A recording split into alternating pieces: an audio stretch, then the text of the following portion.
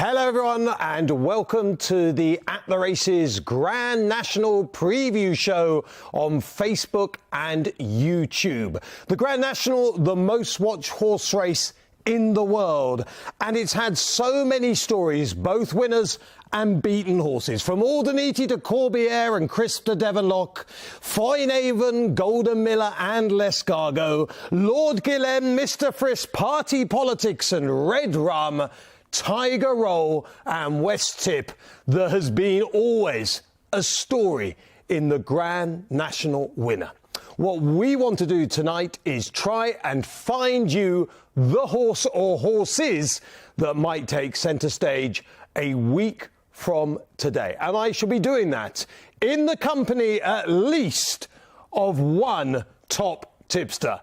And that man is the one, the only, thank goodness, the incomparable Kevin Blake. Good evening, Kevin. Good evening, Matt. You never know where he's going to pop up. There he is. There he is. Welcome to our Grand National Preview Show, in association, of course, with our kind sponsors, BoyleSports. And what we want is our sponsors to pay out big time at the end of next week. In the Grand National, what kind of horse do you look for? Because you'll get people who say, oh, you want 2.5 milers. Then they'll say, no. The race is different now than when you wanted 2.5 milers. Now you want 5 milers. What kind of horse do you go for? Yeah, look, Matt, I think it is a very different race now. We started off with the new fences in 2013 and really, as everyone involved has gotten used to the new test that the race presents, like, I think you're looking for a totally different type of horse. You don't need to be a brilliant jumper to win a Grand National anymore. You know, the fences are much more forgiving, and we saw with Tiger Roll, like quite a small horse with a low jumping technique. Like, he proved ideally suited to it. And look, it's a much higher class race now than it used to be. There's much more depth and quality through the field. I think there's less hiding place for those with questionable stamina. So look, I think the profile that you're looking for has changed probably more in the last 10 years than it did in the 20 before that. So if anyone is of an inclination to look at previous race trends, etc., I'd be almost disregarding anything prior to 2012 because it has changed that much. It's worth pointing out, though, Kevin, that although supposedly it's easier to win now, the only outright favourite, in fact, there's only been one outright favourite since 2006 to win the race, which, of course, was the second time that Tiger Roll won it. There have been a couple of joint favourites, but there are plenty of big prices in there. And this time around, it's a slightly different makeup in that we haven't really got those Gold Cup horses. People will say Noble Yeats, but Noble Yeats wasn't sighted in the Gold Cup until about the final 2 furlongs. So we haven't really got those real top classes, and we've got a lot of the sort of no-hoping Grand National horses that sometimes pop up at big prices. It's a funny makeup this time around. Yeah, look, it looks really competitive, Matt, and look, because the fences are what they are now, like we tend to get, a relatively, comparatively huge number of horses that are still in the race going out on the last circuit, compared to the old days when the fences used to sort out so many of them so early. And if you're still going on the last circuit, you felt you had a right chance, whereas now you tend to, get a whole heap of them going out in the second circuit, still travelling. So look, it's very deep. You're right in that there isn't maybe a standout star up at the top of the weights, but look, we have depth the whole way through. Like, God, I tell you, it's a bit mad. We had the confirmations today. We're down to 50. And a fair few ran today in the Irish Grand National. So we might not even have a full field this year, which would have been, unheard of, and you couldn't have considered it in most years. But it's the way it's going. I'd say 3/4 of the field are going to be trained in Ireland, which is mad in itself. It was about half or so last year. So look, the thing is changing away the whole time. But one thing that won't change, Matt, is it'll still be bloody tricky to try and find the winner. And the other thing that won't change is that we will have to wait for Jamie Codd to turn up for the show. He's always delayed, Codmeister, but particularly tonight, because many will know that he got up the inside of Patrick Mullins in the bumper and won it quite narrowly ultimately, but under a terrific drive. And apparently he did so much ribbing of Patrick when he got back into the weighing room that it actually delayed his journey. He was just mocking Patrick, for hours. So we're just waiting for him to turn up after that. That was a fine ride by the Cobmeister, but equally he needs to remember his other duties. Yeah, I think he might have done a few victory laps at Fairyhouse earlier. After that particular one, he'd be delighted with himself, I'm sure. Even money favourite Firefox sending everyone that was there at Fairyhouse, massive crowd, sending them home happy. So yeah, I'm sure he drank that up after the race.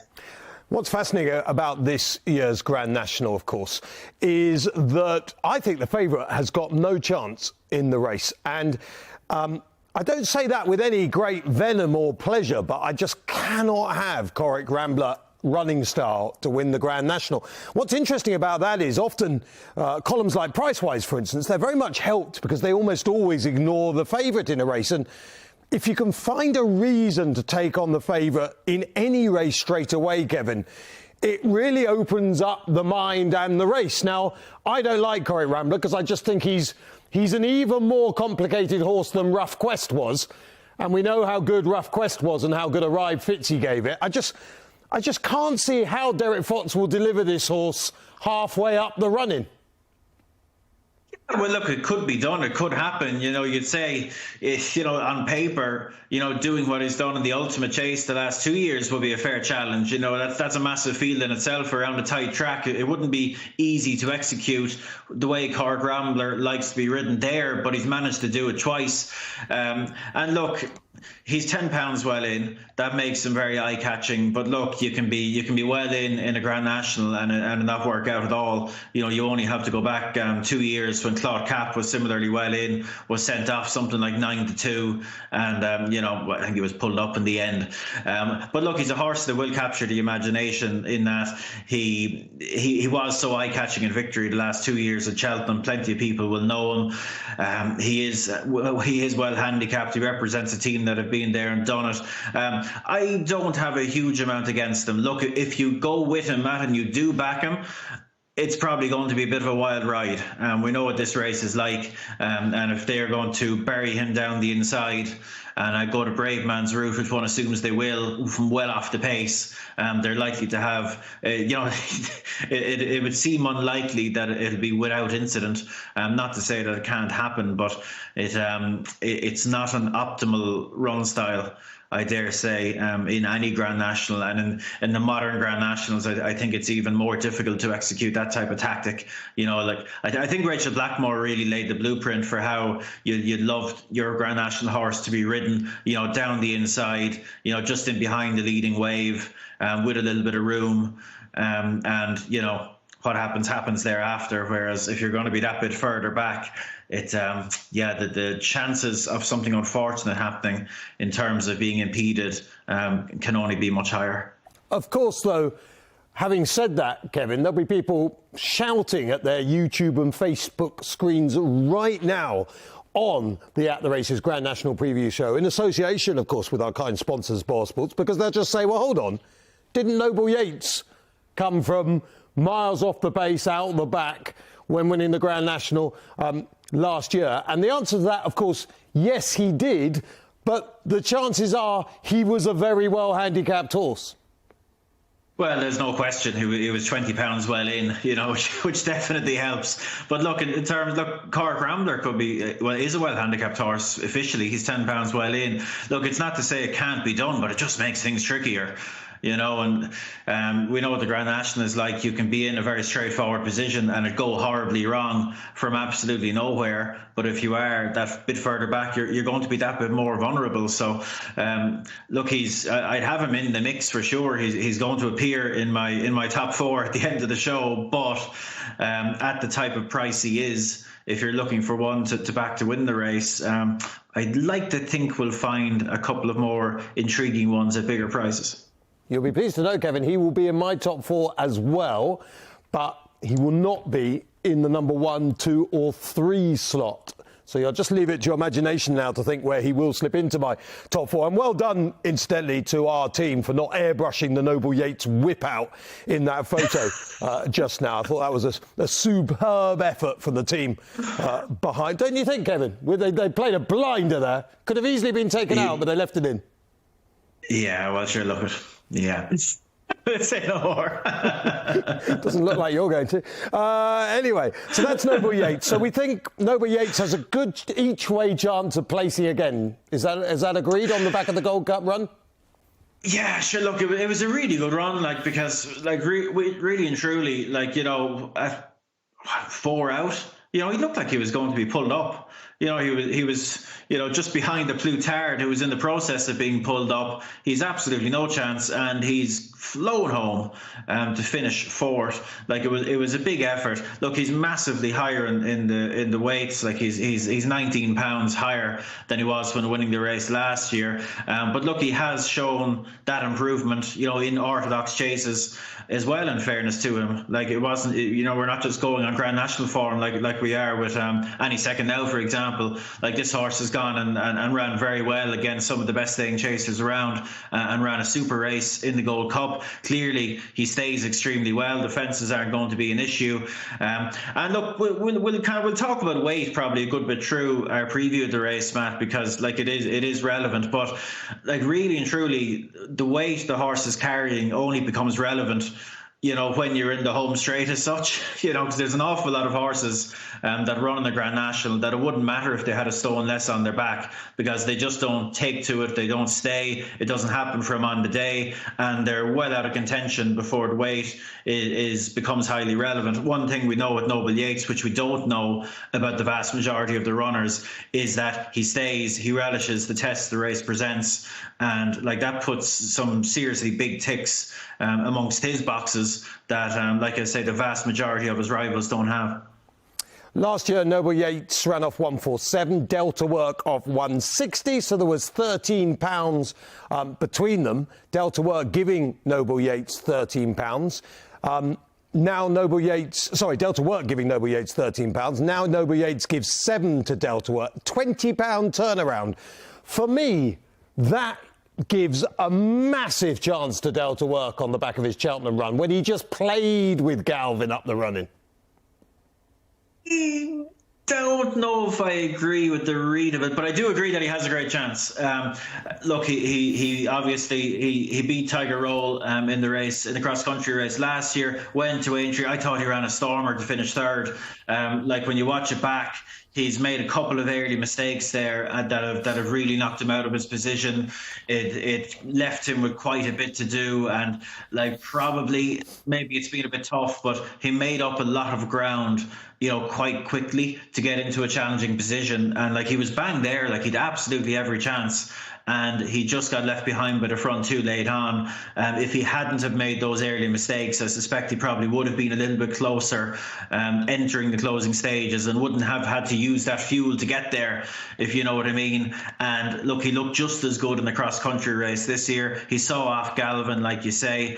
I think he would always appreciate a bit of rain. We're due some rain at Aintree tomorrow and a bit more on Tuesday night, but it seems to be drying up mostly thereafter. So, look, it's one of those we'll know for sure in a few days, but I'd say we're probably heading for a good to soft Grand National, which would be fine for him. But if they have underestimated the amount of rain that comes, I think that'll be a help to him. I think he's a horse that always appreciates a good dig in it. But I wouldn't put you off, Matt. He's not in my top 4, but he would have been circulating around the number 4 spot there. He just didn't quite make it. No, well, we can't all find the winner, Kevin. Sounds like you're struggling this time around, but we wish you well. Delta Work, I think, got a huge chance for Gordon Elliott, who, of course, banged in the 2 recently with Tiger Roll. And Gordon very much kicked off his career as a trainer by winning the Grand National. No surprise, of course, coming from the Martin Pipe stable, because David Pipe, of course, kicked off his career as a trainer very much with a Grand National success. The Randox Grand National a week today. Let's go to Gaillard Du Mesnil. I like to call him, he's not quite like your horse that you know so much about high definition because he's next flat horse, but he's similar from the point of view of being a bit of a giraffe. Slow as an old boat, Gaillard Du Mesnil. I mean, he needed all of the National Hunt trip to keep going. My question with him might be, even though he's been tackling Grade 1 company, will he keep up over the first 5 or 6 fences? Yeah, he won't have an issue. He'll keep up as much as they want him to. I don't know if they'll ride him the same way as they did at Cheltenham. Like I know, because I know what you think of him, but I think his connections were a small bit worried that he might not quite get the trip in the National Chase. So they rode him quietly. He looked in trouble for a lot of that race, and he may well have been in trouble if Matt Mission hadn't fallen 2 out. That's a subject of debate. But look, he did fall, and Gaillard Du Mesnil did go and win the race. Look, he ran very well in an Irish National the year before. I don't think stamina will be a problem. Jumping shouldn't be a big issue, I don't think. And look, I think he's got a good, solid chance without, jumping up and down for me as a potential winner. And what we know, or appear to know, is that Paul Townend will ride him. And judged on what Paul Townend did in the Irish Grand National, just having him anywhere near your horse is a bonus, let alone riding it. Yeah, he won't lack for confidence now, because that was as has been well flagged elsewhere now, that was as good a ride as you'd ever see. The horse looked to have absolutely no chance for much of the 3.5 miles, and he somehow managed to convince him to go and do his thing and win on I Am Maximus. So fair play to Paul for that, and the fact that he's riding or will reportedly ride Gaillard Du Mesnil at this stage. Will probably knock a few nudges off his price closer to the time. So, Kev, I haven't got Gaillard Du Mesnil in my top 4, but I'm struggling to see negatives for him. I mean, he's run well in an Irish Grand National. When he stayed on, this stamina thing is a very odd thing. If they were worried about his stamina, they must have been watching a different horse to the one they own. But he ran on really well in the Irish Grand National. He's just won at the Cheltenham Festival in a plodders race. What's there not to like about him? Well, I suppose if you're to knock, and you just say that there maybe are horses that have been campaigned with this race in mind more so than him. Like he's been blasting away all season. He won a Grade 1 earlier in the season. He went and won at Cheltenham. Whereas there's been a few others here that would have been brought along a bit steadily with a view to peaking for the Grand National. Whereas Gaillard Du Mesnil, he's probably peaked a couple of times already this season. And it's not to say he can't win, but that would be the only means I'd use to pick at him, because his credentials are very strong otherwise, I think. OK, Kev. Well, the one thing I'd like to tell you right now is our sponsors are going 6 places in the Randox Grand National. 6 places special offer. They'll be playing those enhanced places from 2 o'clock on the 13th. A non-runner, no bet on the Randox Grand National as well. Remember all the terms and conditions down below. Make sure you read those before having your bet so you're not caught out. But it is a Grand National special offer by our sponsors of the At the Races Grand National preview show, with me and Kevin Blake at the moment. And hopefully the Codmeister at some stage, if he'd just stop having a go at Patrick Mullins. How disappointed would you be if you tuned into this show, Matt, like so many people have, to hear Jamie Codd talk about the Grand National, and it's just me and you. I know. As disappointments go. While I was reading that caption out, though, I heard you say to someone, I'll be putting a time and a half in, though. We'll share it, man. We'll share the tree feast between us. Personally, on Easter Monday, I can't think of anything better than to spend the evening with me and Kevin. He is literally my Mr. Incredible on the show right now, because to be quite frank, this previous show would be slightly odd without him. Although... Wouldn't stop you, I'd say, Matt, now. You blast away. 2 hours, no trouble. All right, OK. Nice to have you with us, Kevin. Don't push it too far. Not so long ago, Mr. Incredible ran out, he pulled up, and he was brought down. Only Willie Mullins could turn this horse around into a Grand National winner, couldn't he? Yeah, he's a funny old fish, this horse now, but I don't mind funny old fish for the Grand National. I think it can. You're a big fan of yourself, aren't you? You like a funny old fish. It just, I quite like this horse. I quite like this horse, and it would be a bit of a story in itself, because last year's winner, Noble Yeats, was formerly owned by Paul Byrne, was subsequently sold to the Whaley Cohens, and Paul Byrne owns certainly half of this fella at least. And like, I think there's a lot to like about him. Look, he put together a pretty checkered record there now at the back end of his time for Henry de Bromhead. You know, he always looked very talented, but he clearly mentally was going the wrong way.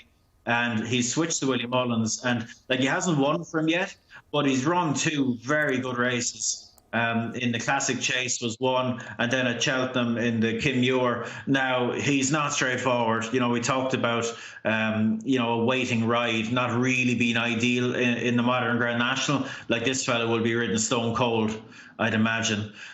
Because you watch him there, like he comes from a long way back, and you couldn't deliver him late enough, I'd say, because you could watch him in his last 2 finishes. Like, he comes from a long way back, and he seems to have a bit of a think about it and a bit of a wander around.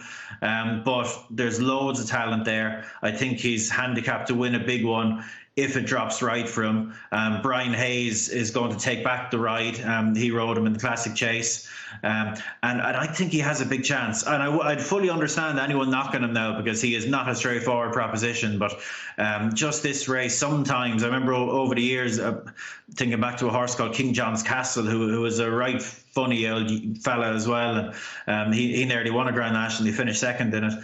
And I could just see this fella acquit himself very, very well, despite his quirks. Yeah, he's a character horse.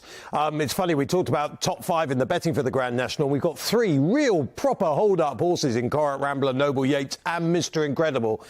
They only need something to fall or make a mistake in front of them, and it's going to make it very difficult. But Mr. Incredible might be a well-handicapped horse, because he might have much more ability in his body than 145 suggests, Kev. That's the plus with him, isn't it? He could have much more to give. That's it, like, and look, that's the case. You know, he's down off a lovely weight, a lovely rating for the race, and you just get the impression that on the day where he goes, yeah, I fancy this, he'll be well able to win off that mark, even in company like this. So, while going with him now could be a bit of a soap opera from start to finish, you know, hopefully anyone that does support him will get a very good spin for their money, and it could end up being one of those. You know, he's a horse that could make you pull your hair out, I'd say, late on, potentially. But look, Brian Hayes has ridden him a couple of times now. He got a good tune out of him at Warwick, and it's a great opportunity for him to get such a high-profile ride, and I'm sure he'll be well equal to the task. I've had any second now to win the Grand National twice in the last 2 years. He's finished second off 159. He's finished third off 152. I mean, he's not going to go and win it at the age of 11 off 167, is he? For all that it would be great for Ted and co, it just seems very unlikely for me that he can do it. What do you feel? Oh, you couldn't rule him out, a horse with his record, etc. But you have to think more than likely he's just going to go down as one of those, like, really unfortunate horses not to win a Grand National. Like, you think back to Clan Royal in the same colours. Like quite comparable, I think. Like, really, this horse's best chance of winning one would have probably been in 2020. You know, he was going to get in there off a lovely rating, off a really good preparation, and it got coveted. And of course, I was with you, Matt. He was my fancy for the race in 2021, and sure, he got absolutely murdered by a faller. Got really badly hampered. He was upsides Manila times, and I think he lost 6 or 8 lengths to the incident, and came back and finished third. It was a huge effort. And last year, he just bumped into one in Noble Yeats, 20 pounds well in, finishes 20 lengths clear to third. Like what an effort that was. And look, the handicapper has mollywopped him, and he really has. He's shown zero mercy, and he has a lot of weight to carry as a result. And look, I know there's been a bit of talk about his rating. Look, for me, it's harsh. You can justify it, of course you can, but the way the British handicapping team have been, have gone out of their way to be very lenient with the British handicap chasers the last couple of years. I think tough treatment like this on a horse like this, you're getting it at both ends. You're treated toughly yourself, and your British trained rivals have been getting it quite lenient. So it would take a monumental effort from him, I think, to go and win. I wish him well. He would be an extremely deserving winner of it. After all, I've just talked about over the years with him in the race, but I just think this might be too big of an ask for him. Could be very topical for this show as well, because any second now, Jamie Codd is going to appear over here. Let's see. There he is. Oh, there he is. The man who has been celebrating for about the last hour and a half, getting up the inside of Patrick Mullins and saying goodbye. Goodbye, Patrick. Thanks for joining us, Codmeister. I believe the celebrations have been fairly ferocious since you took that gap and destroyed Patrick. Yeah, it was a simple gap to take now, Matt. But sorry, we had a bit of technical difficulties there getting a computer going here in Fairyhouse. But I'd say you're happy enough now after listening to Kevin there for the last 20 minutes. So the problem is there's no one left watching. But anyway, even worse that you're sat there. All the ATR backroom team, let's get onto the social media channels quick and just start pumping out the tweets and the Facebook messages to let people know that Codfather is actually here. They can switch back on. Yeah. There's nothing worse, Coddy, when you've had Wi-Fi issues, when you sit there and you've got a huge sign behind you with a big Wi-Fi sign looking as though it's going to be working brilliantly. I'll tell you what I'm going to do, although I've taken no advice from my hierarchy, Coddy. I'm going to rattle through the 6 horses that we've gone through with Kevin so far with you, and you can just give us a thumbs up or a thumbs down. The ones you like, give some reasons for. So first of all, Corach Rambler, likely to go off favourite. Is it a yes or a no from Jamie Codd? Definite yes. Cool. I think he's well in. Well, sure, he's obviously well in on the weights. We should look at it. It's like everything. The way he's ridden, he's going to need a lot of luck. But the way he travelled in Cheltenham and the ride that he got, I thought it was probably one of the best rides I've ever seen in Cheltenham. It was really, really good. And if he can just stay out of trouble, he has to have a massive chance. OK, thumbs up for Lucinda Russell and Peter Skoo with Corach Rambler. Noble Yeats, defending champion, going to be ridden in roughly the same style, running on at the Cheltenham Festival in the Gold Cup. Is it a yes or a no to double up? Will run well, but I just think weight might just stop him. It sounds like you've been listening to the show carefully, because I suspect that's exactly what myself and Kevin thought as well. Delta Work, 3rd last year, £20 better off with Noble Yeats. Brilliant in the cross country. Can he come good? Has a chance. Can he improve on last year? I think a similar sort of run. OK, considering you worked for Gordon Elliott, could have been a bit more positive. Gaillard Du Mesnil, the old giraffe, won at the Cheltenham Festival. Willie Mullins, Townend, brilliant in the Irish National. He's on board. What about Gaillard Du Mesnil? Has a chance, definitely has a chance. I just fancy a couple of others. Experience-wise, I know he has Grade 1 form, but it's a big handicap now. An Irish national form has a chance, but that's it. OK. Mind you, you're not chucking too many out at the moment, Coddy. You've got Corach Rambler with a chance, Noble Yeats with a chance but won't win, Delta Work with a chance, Gaillard Du Mesnil with a chance. Let's go to Mr. Incredible, Willie Mullins, the champion, horse who's a character. Would you like to ride a character in a race like this? He fits the profile for me. Lovely weight.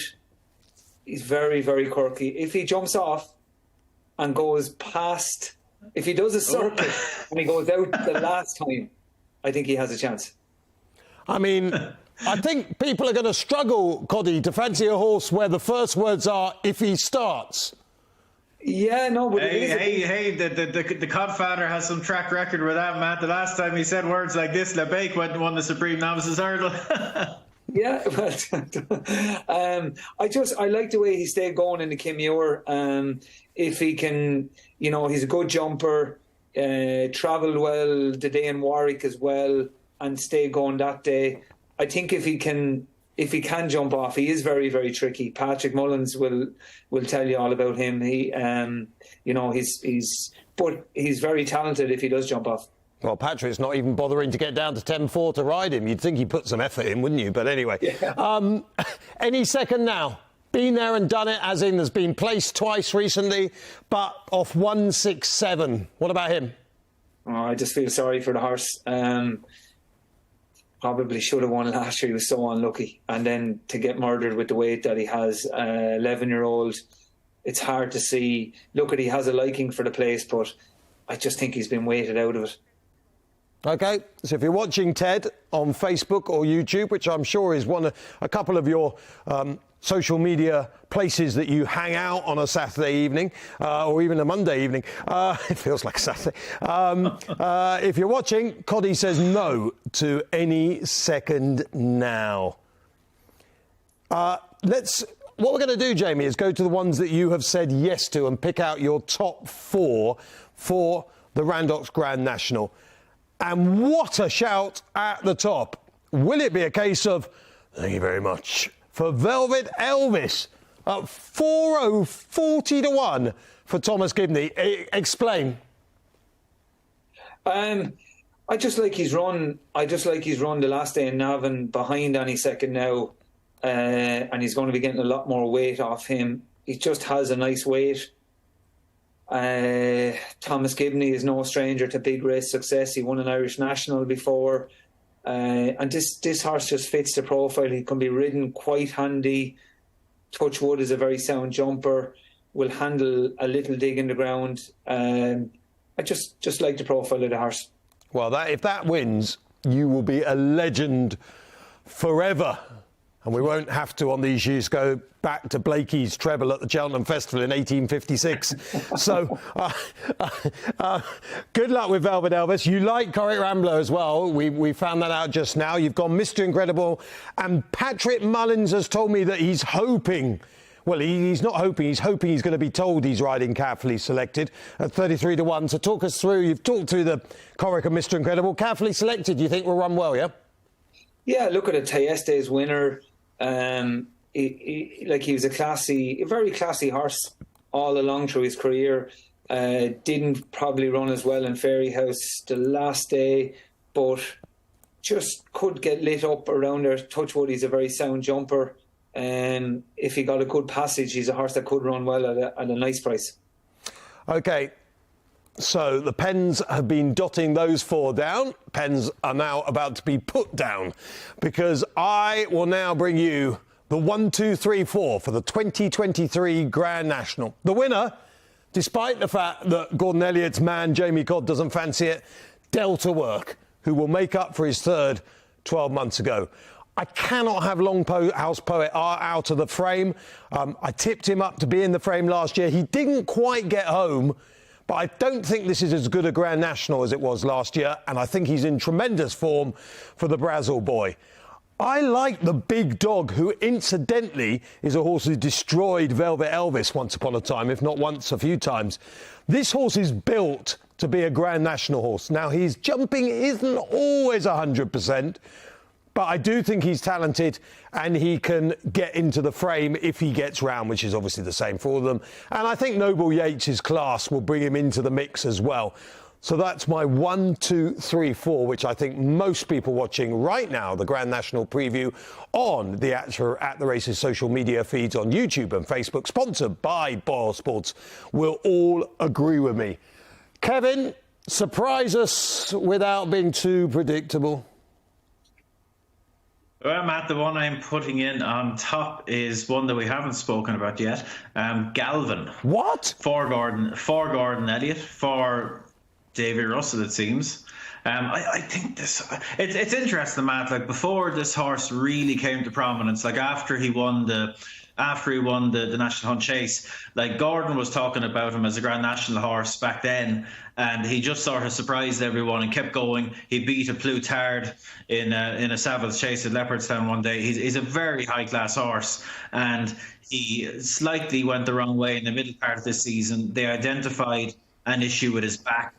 He had a small surgery for a kissing spine, but reading between the lines, it was a bit of a rush to get him back for Cheltenham. You know, in the build up to it, Gordon said like he needs to hit every marker. in the last few weeks, coming up to Cheltenham to get there. And just being there that day and having had a good look at him, like, I thought he was carrying condition. I thought he looked like he'd need the run. And when you watch the race with that in mind, like, I think he's shaped that way. Like, for me, he's come to beat Delta Work, and he's just run out of puff up the run in due to that lack of a run. And I suspect that'll put him bang on in fitness terms. I think he's the right type. Like, he stays very well. He's largely a very reliable jumper. Look, Davy Russell would have had time to rest. He clearly wasn't right at Cheltenham. He's going to have had 4 weeks to get himself right for what will be the last hurrah, it seems. So, like that, we always talk about the Grand National and a story, what a story it would be. But I think he's got a right partner to potentially partner him to a fairy tale success now. I think he's a big price. And I think he has the right set of tools to go very well. Now, what did I put in number 2? Mr. Incredible. We spoke about him. You can't remember. Well, I mean, it's all very well coming. At least the Copfather, he might have been late, but at least he can remember which 4 he put in the top 4. Well, I remember what 4 was. The order was catching me out. But look, Mr. Incredible, we spoke about him.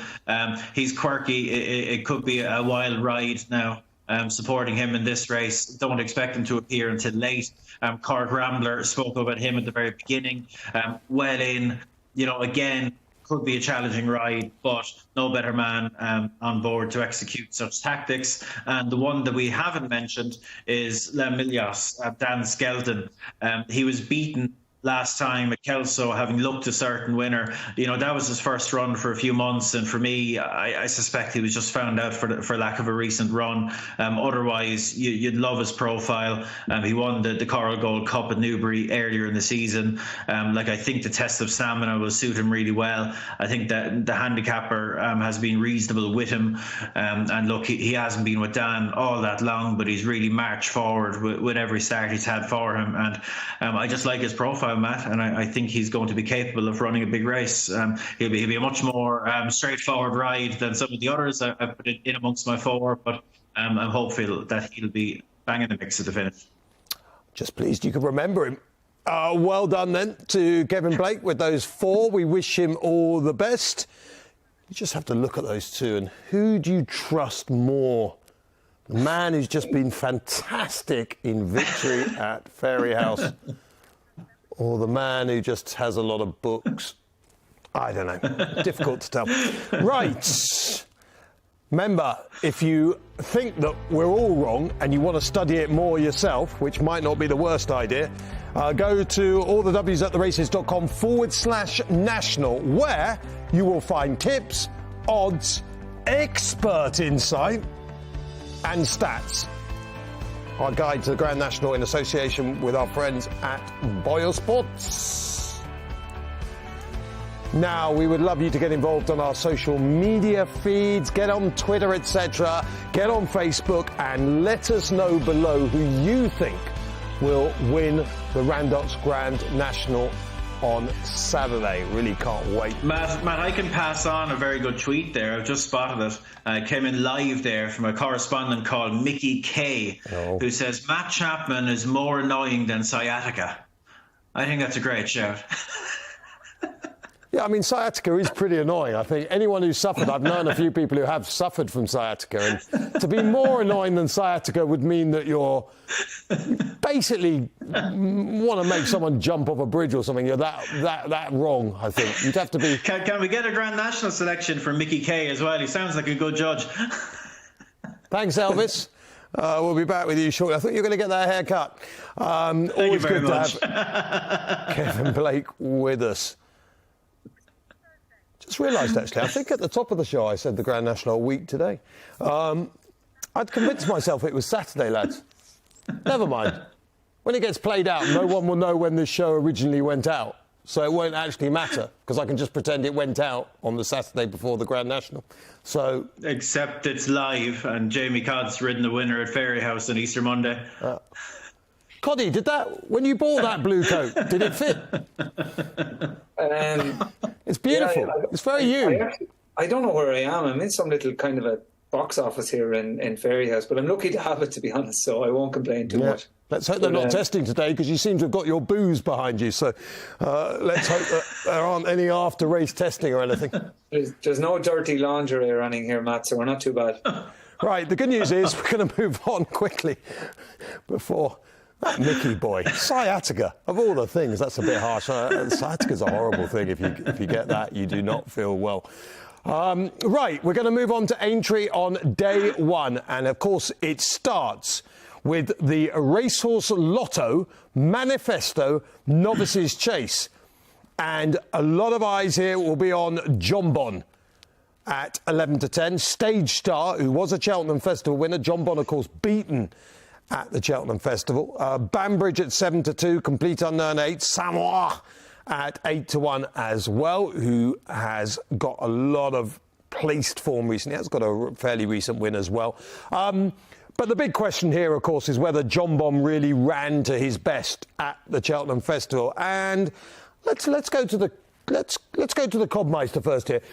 Jamie, I think a lot of people will think that Jonbon is better than we saw in defeat at Cheltenham. Yeah, no, definitely. Well, you're not one of them, clearly. No, I was maybe a fraction disappointed with Cheltenham, with Jonbon, but look, he was second. He has course form last year with El Fabiolo back at Aintree. So there's no El Fabiolo this year. Stage Star obviously 1 to 2-5 in Cheltenham, so he's going to be hard to probably beat. I think Jonbon will have to really turn up and perform, but I think when he goes up and trip again, he's going to be better, and I do think that this will suit him. Yeah, I mean, he's up 4 furlongs here, isn't he? And he's not gone 2.5 yet, so hopefully that will make the difference here. That extra trip, he'll just be in more of a comfort zone. Yeah, I think so. I think when we're looking for it, it will. Yeah, it should help him a lot. And I think I do. He's a very sound jumper. As I said, Paul Nicholls' horse is going to be tough, but look, I'm going to side with Jonbon again. Blakey, can I ask you something about Jonbon? Tell him to get out, Jamie. Tell him to get out. Someone's after busting in on top of Jamie there. Tell him get out. He's coming to tell him what? He's probably coming to get the coat. This show is just going all wrong for me tonight, Kevin. Blakey, is there a possibility with Jonbon that because of what he cost and because we've got quite excited by him, that we want him to be better than he actually is? There's a possibility of, Matt. I think there's a possibility this horse will run on Saturday instead. Because he's also entered in the 2-miler. And when you look at the two races upsides each other, I wouldn't be at all surprised if he goes for the 2-miler. Like that could be a very soft touch for him compared to the 2.5-miler. And I wouldn't be surprised if they did that. Now, wherever he goes, I wouldn't be brimming with confidence for him now. I thought his first 2 starts over fences were brilliant. It was very difficult to pick at them. Now, in the 2-runner race at Warwick, I thought he briefly looked a little bit vulnerable. He jumped out to his right, which we hadn't seen him do before, and he was just a bit workmanlike. And like he was better at Cheltenham, but then he was jumping to his left, like late on at Cheltenham, which he had hinted at before in his career, but it just got a little bit worse the later the race went, and he was hanging a bit left up the run in, and like that was his first time in really deep water over fences, and he just faltered a little bit for me. And now we're kind of 4 weeks down the line, and if he goes for the 2.5-miler, he's going to have Stage Star. He's going to have probably Banbridge up against them, amongst others, not long till May potentially as well. Like, it won't be a soft touch for him. And you also have the other variable of the longer trip. So, like I say, now, if I was to have a wager simply on where he runs, I nearly think he might end up in the 2-miler on Saturday. But I thought Nicky Henderson was dying to step him up in trip. I thought he really wanted to do that. Yeah, maybe so, but yeah, like I say, if I was having a bet, if you made the 2 miler the outsider of two, I'd definitely be back in the 2 miler to be where he ends up. Okay. So Kevin Blake says Jonbon won't run on Thursday and won't step up in trip, despite the fact that Nicky Henderson has said he really wants to step Jonbon up in trip. Time will tell at the declaration stage who is right. Okay, so if we don't like Jonbon in that race, Kevin, who wins it? Yeah, look, Banbridge didn't run at Cheltenham. He was a late non-runner on account of the rain. And look, there's a possibility he could go for the 2 miler as well, because look, the ground is really important with him. And looking at the forecast, like they're expecting a good scalp of rain tomorrow. They're expecting a good scalp of rain on Tuesday night. So, like, there could be a case to be made that maybe it's better to wait until Saturday when that rain is long gone to have a better chance of a sounder surface. But look, I think 2.5 miles around Aintree would be a better trip for him than 2 miles. So, like, if again, like, there's no decision made. There doesn't have to be a decision made on this until the morning. But I just, in terms of if you're considering taking an anti-post price right now, I would just advise a little bit of caution, because it's not a certainty that he would go here. But if he did, and the surface was, good to soft, I think you have a great chance. I think we've seen it at Fairyhouse tomorrow, Kevin. We'll see it again. Sorry, Jamie. He'd be declared tomorrow and then declared for Saturday if he was taken out. Technically, yes, but yeah, there'd be a few. The ground would need to change officially, so it wouldn't be straightforward. But look, I think we've seen it this week at Fairyhouse already in recent days, and we'll see it again at Aintree. Horses that have been to Cheltenham and had a bit of a gut buster. We often fall into the trap of assuming they'll do the same thing at Fairyhouse and Aintree, and it often doesn't happen. So the fact that this horse didn't run there, he did travel, he was there, but he didn't run. I think there would be a benefit for him in that, compared to your Jonbons and your Stage Stars. So look, wherever he goes, I'd like to think he'll have a great chance. And if it's the 2.5 miler and the ground is nice, I think hopefully he'll be the one to beat. Okay. So hold on, you're saying Jonbon will run on Saturday, Stage Star will run on the Saturday, Banbridge will run on the Saturday? No, Stage Star is going to run on Thursday. Right, okay, Stage Star. Is my understanding. And Not Long Till May is likely to run on Thursday as well at the minute. So, and Banbridge runs... It depends it just depends on what the forecast is doing before. Well, you do the planning. You've got to declare tomorrow for Thursday. Yeah, we've got another 15 or 16 hours, Matt. Plenty of time for things to change in the weather forecast. Hold on, our viewers expect a bit more from the race manager than that. What do you think you're going to do? I mean, at the moment, if you're saying all these good ones are going to go on Saturday, the Saturday race is going to be a lot harder than this one. Yeah, possibly. These are all the moving parts, Matt, and there's no benefit to making an early decision with these things, so it'll be left late. Sounds really what you're saying is that Joseph will make the decision, not you, and you don't want to say... Absolutely. As always, Matthew, as always. Surely the trip has to come into play for Banbridge, Kevin.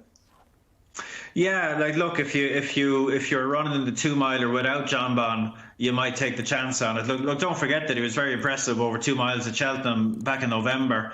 But look, based on what we saw in the Irish Arkle, you'd think 2.5 miles at Aintree would suit him better than 2. But if it was 2.5 miles against Jonbon, Stage Star, etc., or 2 miles against maybe Saint Wat, you'd have a decision to make. So. Look, there's plenty of moving parts now, and I know it's not terribly helpful from an anti-post point of view, but there's plenty of scope now for not just Banbridge, but for Jonbon. And Stage Star is even entered in the 3 miler as well, so it's tricky. There's moving parts here. Just a very quick one. Do either of you think you know the winner of the 4-year-old Juvenile Hurdle, the Dewsnod anniversary? I think I do. Okay, give us the name. I think Nusrat might win this. Trained by? Trained by Joseph O'Brien, another one that has skipped Cheltenham with a view to coming to one of the alternative meetings. And look, I don't think I'm surprised he's that type of price that you can see on your screen there. Like the British juveniles are a pretty moderate bunch this year on all the evidence we have. And Nusret went over and beat Perseus Bay, albeit receiving £3. I thought he beat him quite well, despite being hampered at Kempton. He's been kept fresh for this. Look, he's always seemed a very good horse. His work has always been excellent. He is a bit of a tricky ride, but Daryl Jacob has got to know him very well, and he needs ideally delivering as late as possible. The later you deliver him, the better he'll win for you, I think. So while he's a challenge, I think Daryl has a real good understanding of him now. And look, it's him versus Zenta for me. She ran great in the Triumph Hurdle, but for me, like, Lossiemouth was much the best in the Triumph Hurdle. She won that despite kind of hitting the front way too soon and the race not really going for her. Like, she was by a margin the best horse in that race, and I don't know about the rest. I don't know if the rest were put up, are all that good in the greater scheme of things. So I'd take Nusret to potentially go and win this. Okay, all I wanted was a name, really. But anyway, thanks very much for that detailed analysis of that 4-year-old race. If there is going to be an absolute corker on the Thursday, it's got to be the Alderhay Aintree Bowl chase, where Shishkin could take on Bravemansgame. A Plutard is in there. Ahoy Senor, Conflated, Hitman. Not that anyone's going to be too fussed about Hitman, but he was once considered by some the best horse, most talented horse in the Paul Nicholls yard. Coddy, this is going to be an absolute cracker, and the big question with Shishkin, who will, I think, surprise some people that he is favoured over a horse like Bravemansgame. But if the Ascot Shishkin turns up, then we know anything could happen. If the Cheltenham Shishkin turns up, then we know it's going to be not quite so easy. Yeah, I thought Shishkin and Cheltenham, for the way he jumped, I thought he ran so well. So like, you'd imagine that he will stay 3 mile. He will, but I thought Bravemansgame, he got a hard race in Cheltenham. Are you looking for a horse that maybe didn't, 2-5 around Cheltenham rather than 3-2? Yeah, look at it. Shishkin is obviously a very, very good horse, and this could be set up for him to step up and trip, and then maybe aim for a Gold Cup next year. Okay. Blakey?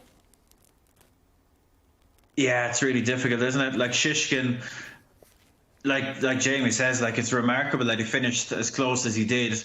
Like, considering, like, I think anyone that backed him wouldn't have been happy from the get-go. Like, he didn't travel, he didn't jump all that well. He made what really looked a race-ending mistake at the third last, and he's managed to finish second. Like, the amount of raw ability this horse has isn't in question, but you just worry with him what kind of shape he's going to be in. Like, he's blobbed a few times in recent times, and he was brilliant at Ascot, but he wasn't brilliant last time, and he's coming back here a month later, going up and trip for the first time. I'm surprised he's the price he is. If it happens, fair play to all concerned, but I couldn't really be having him at the price. And like, it's a really good race, this on paper, but like, God, there's some serious question marks next to a few of them. Like Ahoy Senor, the old devil, like, he was in some rhythm, I thought, at Cheltenham until he wasn't, and he fell. He's a deeply frustrating horse, but I think they were riding him the right way there. Like, I think he's a horse that needs to go forward and have his mind made up for him and have as little thinking as possible. So if they ride him like that again, like, I wouldn't like to rule him out. Conflated's the one I'm going to go for. I thought he ran really well in the Gold Cup. Things didn't go perfectly for him. He got hampered. Didn't get the clearest of runs. He wasn't beaten all that far. Ran a stormer in this race last year. Had a humdinger with Clan de Sobo, who was retired today. And look, I think he's looked better than ever this season, and I would favour him marginally. Because I think he probably should be a little bit shorter price than he is at the minute. Conflated at around 4-1, 9-2 in a place. Conflated for Gordon Elliott. The big question, I guess, will be who's going to ride Conflated, Coddy? I'd imagine we're hoping Jack Kennedy is going to be back. So I'd imagine Jack will take the mount on him. That would be a hell of a ride for him on the return. To be fair, the Cheltenham effort wasn't a bad one, was he? He kept on well.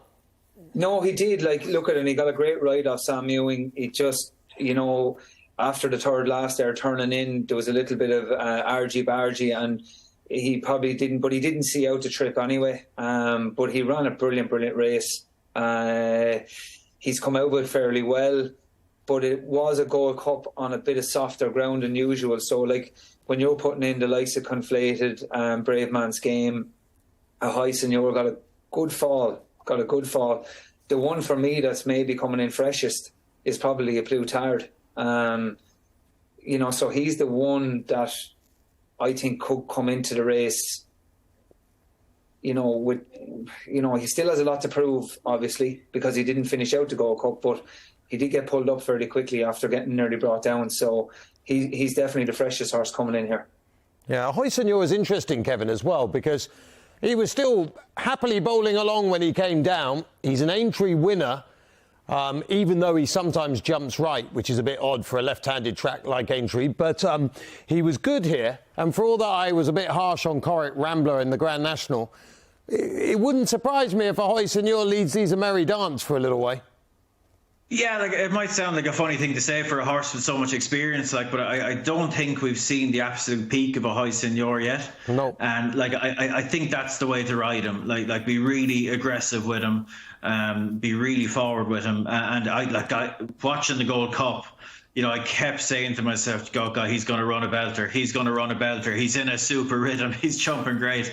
And then he fell. At whatever it was, the fifth last. So, I wouldn't want to rule out the possibility of a big run from him. This is a deep race, and there's a bunch of question marks next to most of them. So I think it's probably a race to be a little bit conservative with in terms of betting opinions, but I'm sure there'll be plenty out there that will be a bit more bullish than me. They do, of course, say that the first signs of madness are talking to yourself, and it sounds like you spent most of the Gold Cup talking to yourself, Kevin. Is that a sign?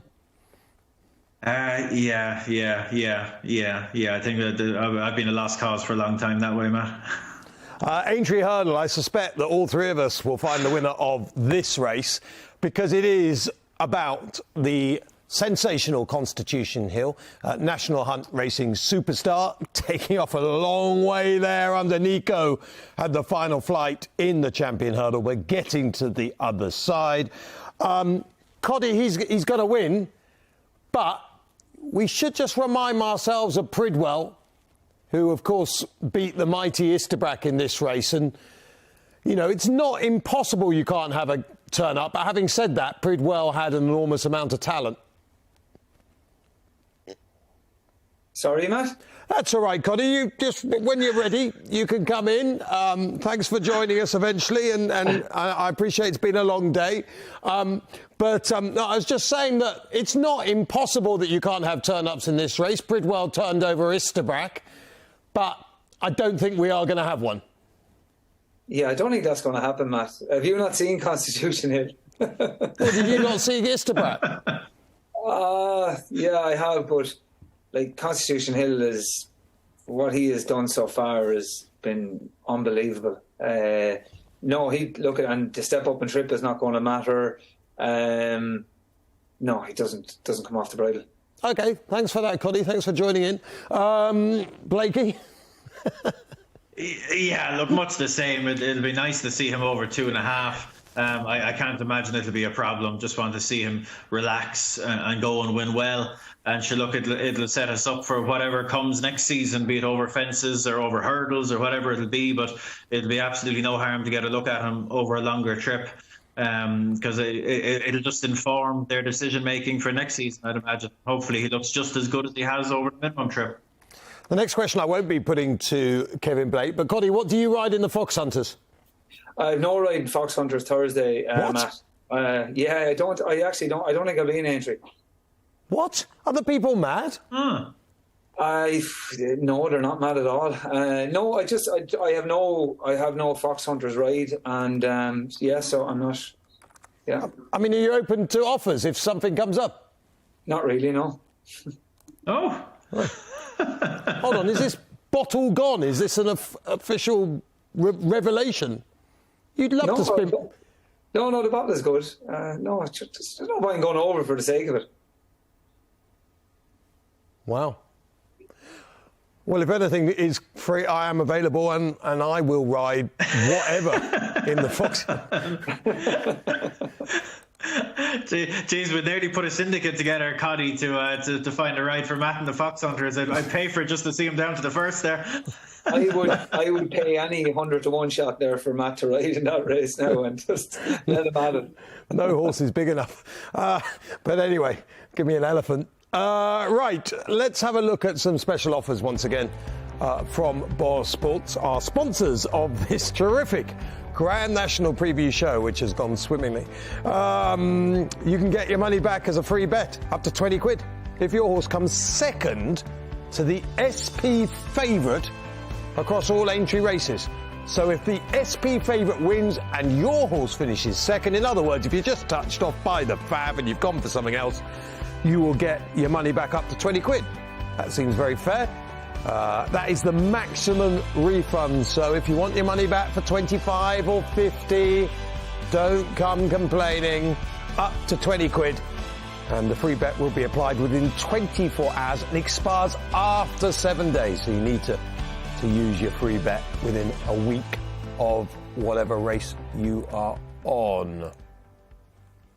Right, we'd like you to get involved on the social media, particularly on the Facebook page. If you've got any selections for the Aintree Grand National meeting on any of the days, particularly the Fox Hunters, then please get involved and put those selections below. You can do that on all the social media feeds. We are going out on YouTube and we are going out on Facebook, and you will be able to see us later in the week everywhere. Right, let's go to Friday. Friday at Aintree kicks off with the Air Charter Services Mildmay Novices Chase.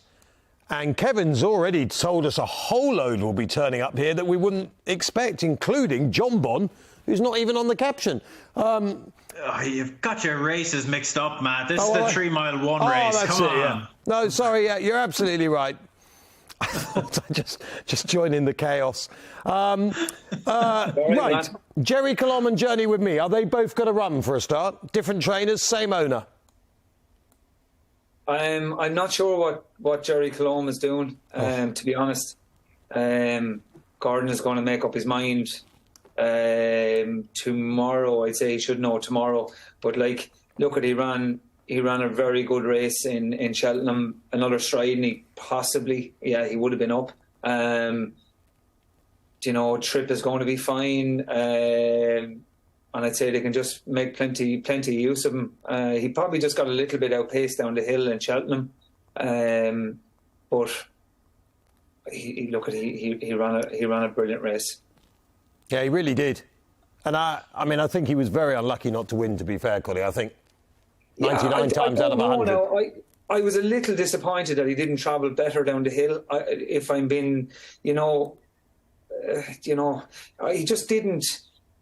He didn't have that pace down the hill, whereas the real whacker and that did. And that's the one thing I was a little bit disappointed with, that he didn't travel down the hill better down to the second last, but he did stay very, very well, and it kind of augurs well for him going forward. And he's come out of Cheltenham well, so he probably could go there. Kev, a lot of people felt that Jerry was beaten by the new whip rules, that he was the one horse that if the jockey had been allowed to ride him properly, or at least properly in some of our eyes, then he probably would have won it. But the new whip rules stopped the rider from really getting the best out of his animal.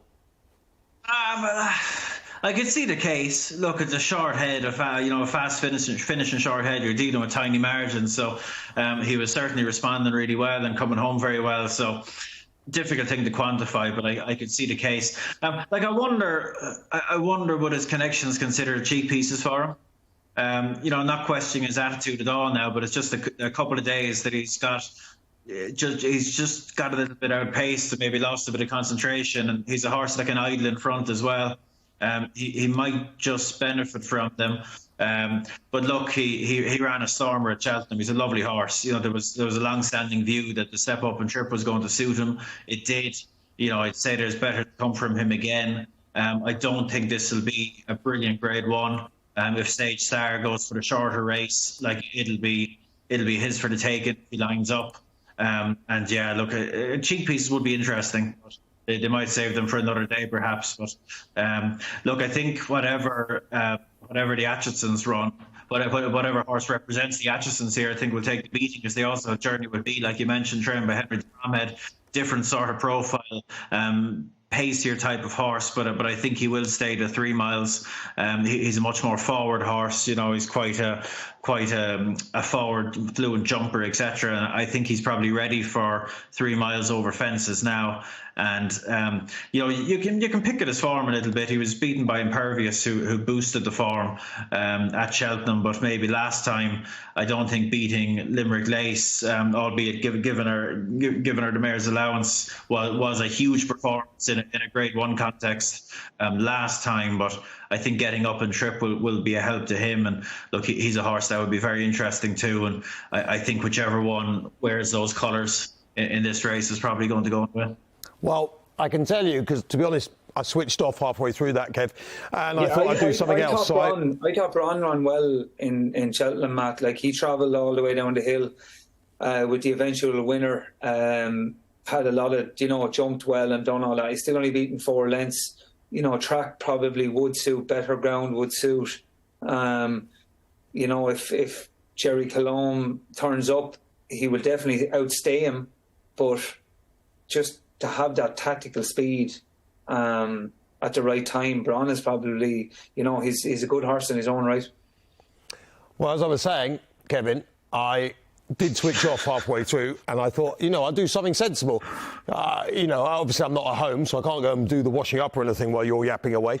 But I have a machine to do that, to be fair. But I messaged Gordon. Go on, who did you text? I messaged Gordy and I said, does Jerry run at Aintree Friday? Don't shoot the messenger if this doesn't happen. But I do have it in green and white on WhatsApp. And the answer was yes. And that was it. There you go. It looks ask him, will he wear cheek pieces? Don't do that. I don't think I'll push it, to be honest.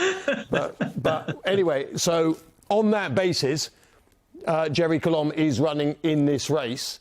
So that is useful to know. Obviously, if it doesn't happen, then cut that bit out of the preview show at the declaration stage. It's a live show, Matt. Yes, but it goes out. People watch it recorded, Kevin. Are you not understanding the modern world? Obviously, we've got a huge live audience on Easter Monday, but this will go out on the social media feeds, you see, and people will watch it to their heart's content. You'll watch it over and over. You love watching yourself back. So, so that's a yes from Gordy. Let's move on quickly. Oh, God. To the Novice Hurdle, which, of course, like all good races, is sponsored by Pound. Is this the Poundland Novice Hurdle? Yeah, it is the Poundland Top Novices Novice Hurdle. But despite the prize money not being great in the UK, it's not worth £1. It is worth a bit more than that, which is good news for everyone. And not surprisingly, with the Poundland Top Novices Hurdle in the pocket is one of the market leaders, but You Wear It Well is at 9-2. Let's go straight back to Coddy, because we've already talked to Coddy about wearing his blue coat well. Coddy, this is wide open here. I tell you, the one horse who's got to be better than we saw at Cheltenham, I thought, was Lucia, if that was to turn up. But Tamuras, of course, was disappointing at Cheltenham's in here as well. What do you fancy here, Codmeister? I really like Found a 50. I think he might run here. Oh. The track will suit. The run with Emmett's horse that ran out through the last in Harvard's Grass. Yeah. I did this horse. Ground will suit, track will suit, level track. I think it's set up, and he's, he obviously missed Cheltenham. I think this could cut up into an ordinary race. A few of those English horses need to step up, the likes of Tamuras, Chasing Fire, of Ollie Murphy's. But I think Found a 50. This could be the ideal race for him. Have a great fun in Poundland if he did find a 50. Takes penny sweets to a new level. Right, Kevin, who do you fancy in the Poundland? Yeah, found a 50 is not a bad shout now, because the market is putting a lot of faith in the Mayor's Novices Hurdle from Cheltenham, which you weared well in Lucia there. And by God, that form took some clipping at Fairyhouse the other day. Like the second, third and fifth all ran. And they were beaten 33 lengths, 66 lengths and pulled up. You know, the form got a clipping. And look, we can see a case for Lucia maybe being a bit better with that experience under her. But God, I don't know how much that form is worth. So in the pocket would be of obvious interest if he runs here. He's double entered. He's entered the 2 miler and the 2.5 miler. If he ran here, he'd be the one I'd go for. But he could just as easily go for the 2.5 miler. And if the Codfather has given us a good steer there and found a 50, if he was to turn up here, I think that form from Nace is high level, and this track would suit him very well. And I think he'd be a very fair alternative to the 2 from the Mayor's Novices Hurdle, certainly. Okay, that's the Poundland Top Novices Hurdle, Grade 1, 255 on Friday. The Marsh Stakes Chase, registered as the Melling Chase, is over 2.5 miles, the Grade 1. And Pic D'Orhy, who has been pretty good so far in 2023, is the favourite, but was totally destroyed by Shishkin. My first feeling when I saw this, Kevin, was, I mean, you've talked about easier races. I mean, I wouldn't totally not fancy Jonbon if he was in this, to be quite frank. Wouldn't be the maddest shout, but yeah, look, I suppose, Fakir Dudery is going for 3 in a row in this. Would love to see him do it, obviously. Has he been as good this season as he has been in the previous couple? Like, I don't know if the evidence is there to support that. He was well behind Pic D'Orhy last time at Ascot. Really disappointed with him, to be honest. Ground was maybe a shade quick for him. It never really looked on. Like, he looked arguably beaten at Thurles the time before that when he got left in front, and Gallop and the Champ hammered him the time before that. So look, he would have been trained for the spring. This is the race that a season would have revolved around in terms of Joseph's conditioning of him. So look, if he can get him to peak and come back to his best, he's going to be a difficult horse for any of these to handle. But just based on the evidence of this season, I wouldn't be brimming with confidence, to be brutally honest. Fugitive, Coddy. I mean, obviously his handicap mark has gone up, so he's now on 153. But he's been running really well. He's very reliable, Fugitive. And I don't know, 1 or 2 of these just worry me that they don't always bring their A game to the table. Oh, absolutely. If you want to find holes, you can pick holes in every single one of them. The horse I like is French Dynamite. Mouse Morris didn't run this week or over the weekend here in Fairyhouse. Today. I think if he turns up in Aintree in this race, 2.5 mile, it's only beaten 5 lengths in the Ryanair, will light the ground, and Mouse is no stranger to bringing one to Aintree. I kind of like, I think his form is solid, and that's what you want. Yeah, Mouse Morris, of course, got that Cheltenham form, French Dynamite in the Jerry Colombe colours. He's a big price at 14 to 1. We've got to confirm that he comes across, but he wouldn't want, obviously, the ground to be too soft. It softened up at Fairyhouse for him, and he had a gilt-edged chance today, funnily enough, in the easy game race. But he didn't take that opportunity, presumably because of the softening ground there. So that Marsh Chase looks very winnable for someone. Of course, trying to find the winner. I think Fugitive would have an each-way chance for Richard Hobson and Sean Bowen. And who knows, you might end up with less than 8. Well, you are going to end up probably with less than 8, aren't you? Because there are only 8 in there at the moment. 9, I think, in there at the moment, actually, to be honest. But the chances of all 9 being declared, probably slim. Second run after a wind up, incidentally, for Miller's Bank might do a bit better than he did last time for Alex Hales. Let's go to the Topham, the Randox supports Race Against Dementia, Topham, Handicap, Chase. And what a good name for a race that is. We would all be supporting here. The favourite at the moment is Geskill for Henry Brook and Oliver Greeno and Osquawo.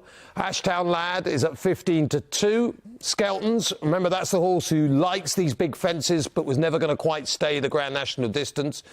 Owl Dancer, Charlie Deutsch and Sam Thomas teaming up with that one, which is interesting.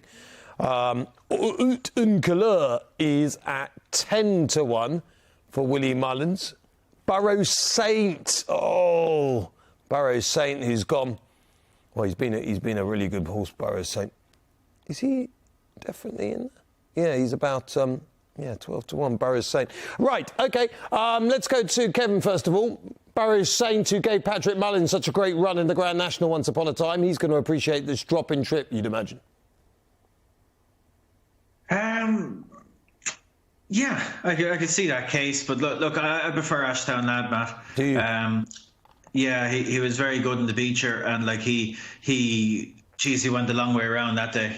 He was around the outside the whole way, and I think he took to the fences very well, and ultimately won a bit snugly. The horse that he beat is now Fav to overturn that form and like £3 better terms, but Ashtown Lad has clearly been trained with this in mind again. You know, he hasn't run over fences since. He's had 2 spins over hurdles, and you'd imagine that this has been the big red circle race ever since December. And I think I could see him having a bit more in hand in a test like this. It'll suit him ideally. I don't think coming back down and trip is going to be any issue at all. And I thought he'd take beating. Okay, Coddy, if you could ride any of these, which one would you like to sit on? I think I'd like to sit on Gavin Cromwell's Final Orders. Ran well in the Grand Annual. Beaten maybe 12 or 13 lengths, fine, but ground probably turned a little bit soft on him. He's a fantastic jumper. I think if Keith Donoghue can get out the gate there and get him into a good rhythm, I think this horse could run really, really well. I just like his profile for it. As I said, he's a brilliant jumper.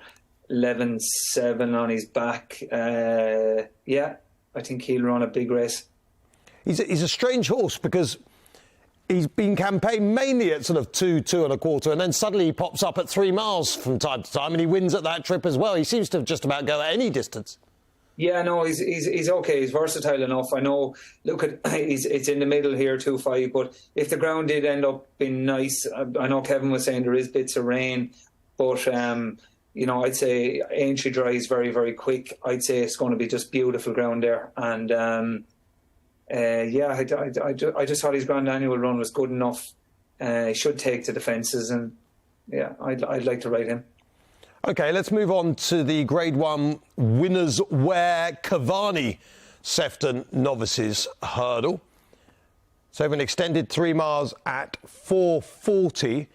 And the big news here is that Stay Away Faye will skip Aintree for Punchestown. So you can rule the second favourite out of this straight away, courtesy of Paul Nicholls. Hermes Alain is set to step up in trip for the Sefton, is also entered in the Mersey, but is going to step up in trip. Kevin, Hermes Allen, in many ways, was one of the biggest British... I mean, Shishkin was a bit disappointing, to say the least, but Hermes Allen, the market spoke in its favour beforehand, so Alex was there standing in the parade ring. You'd thought just about to cheer it home, and it really did run poorly, I thought. Yeah, like you say, the market move for him was something else, and it just didn't happen. And look, going up in trip here, will that help? I don't know. He didn't look like he was crying out for further to me, so he wasn't top of my list now. I think the Grade 1 over 2 mile 6 at Leopardstown's Dublin Racing Festival might be the key to this. And the main one I'd like is Absolute Notions. he finished second to good land. You know, that form stood up reasonably well at Cheltenham, and Absolute Notion shaped really well. Like he got a bit messed around there on the home turn and coming down to the last, and he finished off his race really well.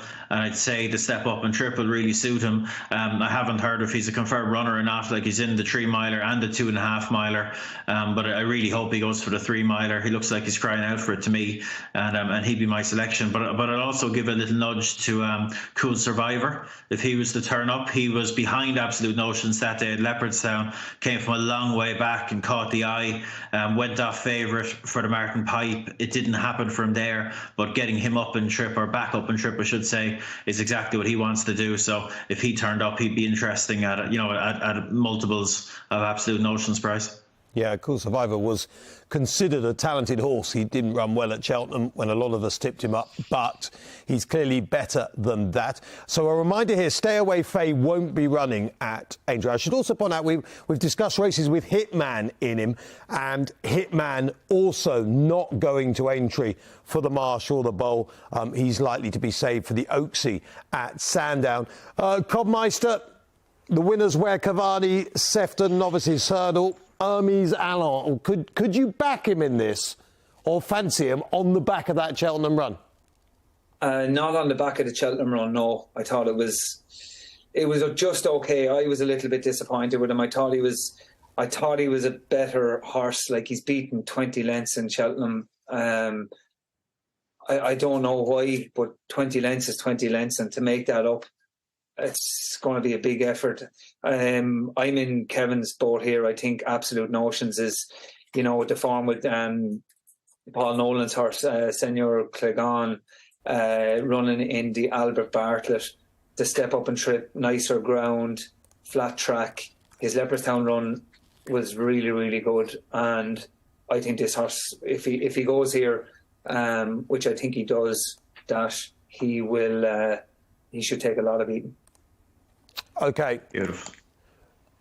Right. That just about wraps up our Grand National preview show.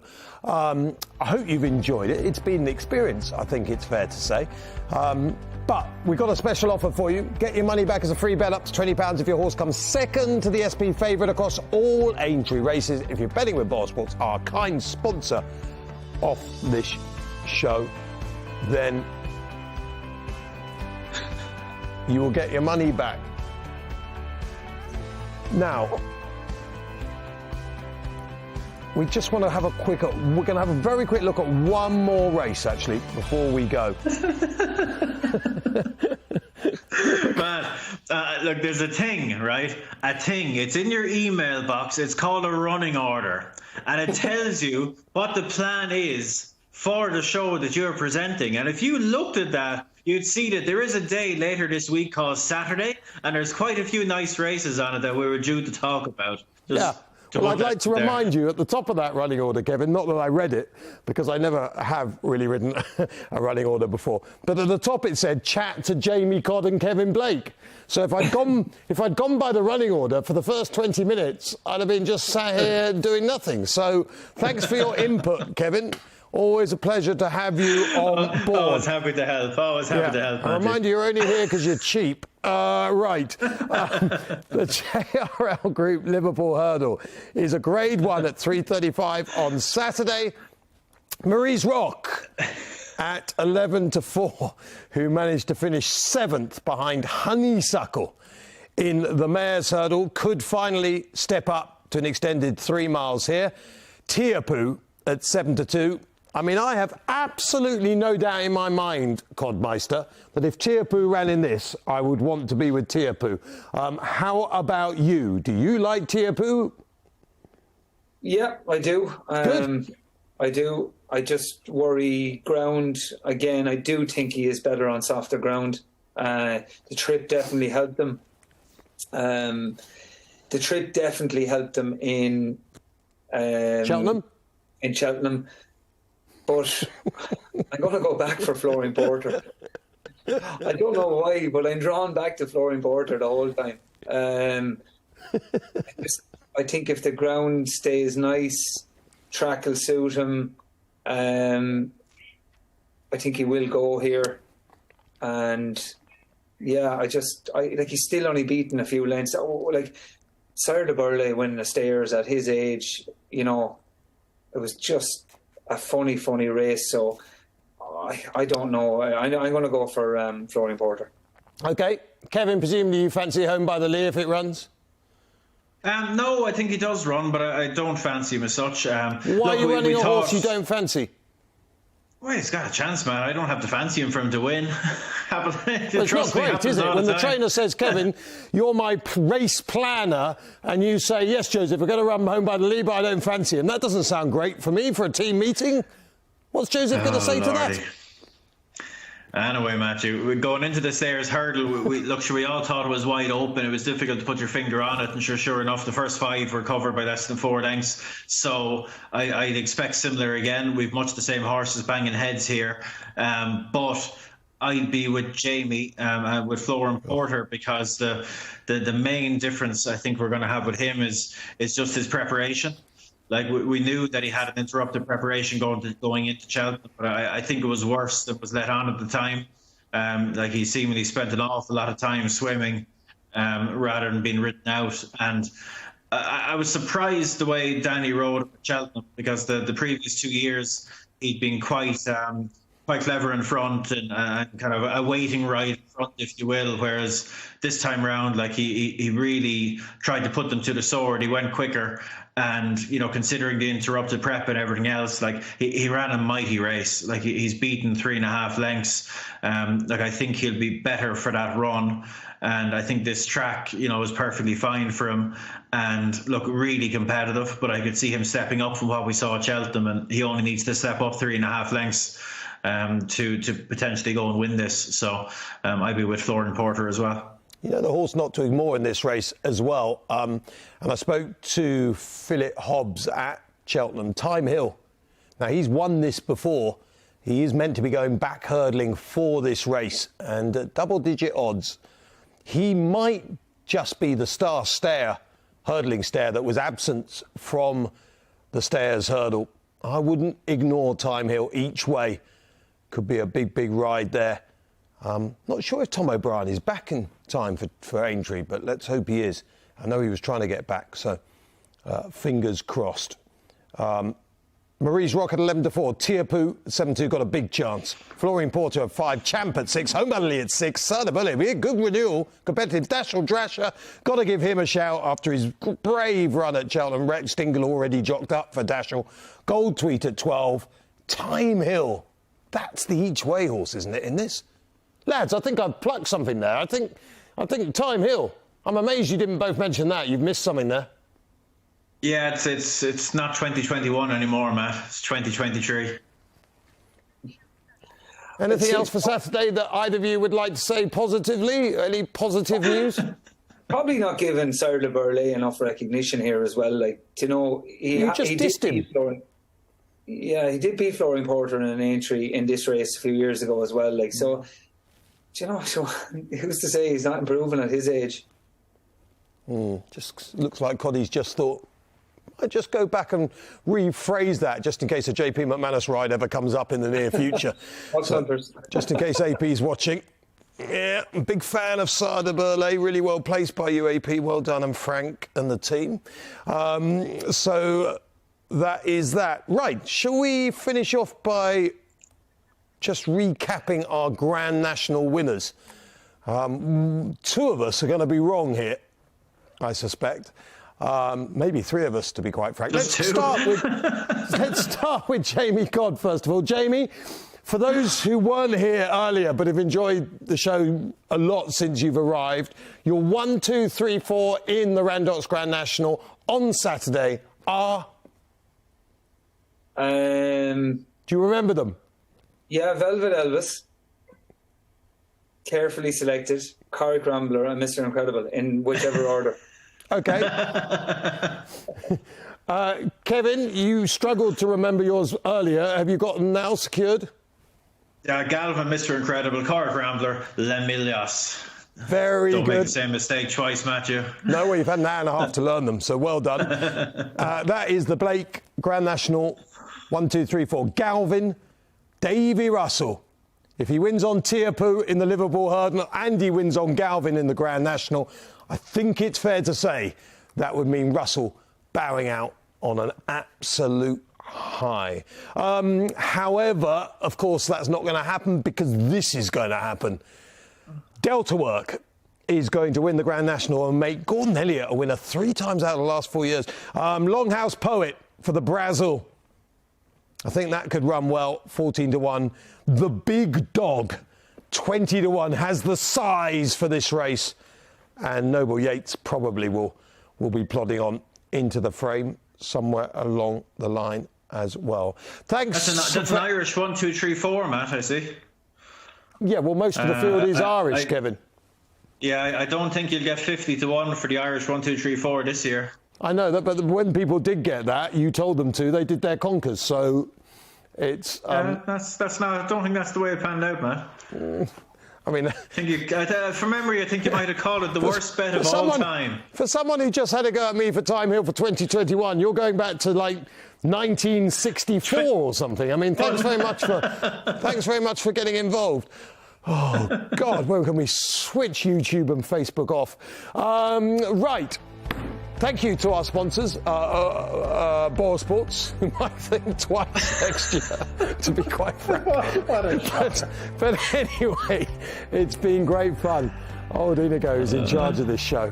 He must be delighted that he chose us three. But I hope you've had a tremendous Easter. I hope you have a fantastic Grand National Festival. Remember all the special offers. Thank you to Jamie Codd, who completely did in Patrick Mullins a little earlier on. He's going to get his blue coat on. Try it on. It's going to be a bit tight round the waist. And Kevin Blake. Kev, always lovely to have you on board. You keep me on my toes, which is always nice. But most of all, thank you for watching on our social media feeds on YouTube and Facebook. Remember, please keep adding those comments and get involved, because that's what this game is about. It's a game of opinions. Delta Work to win the Grand National.